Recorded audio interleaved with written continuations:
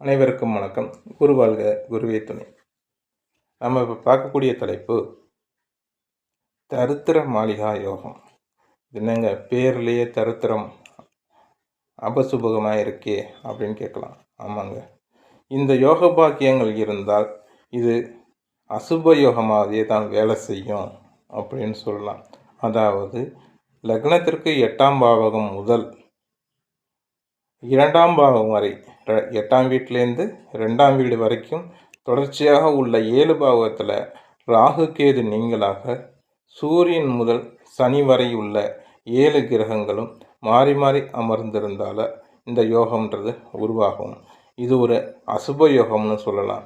சுப யோகம்னு சொல்கிறதுக்கு வாய்ப்புகள் குறைவு. அதாவது பாசிட்டிவாக அதிகமாக வேலை செய்யலைனாலும் நெகட்டிவாக இந்த யோக பாக்கியம் வேலை செய்யும் அப்படின்னு சொல்லலாம். நன்றி, வணக்கம்.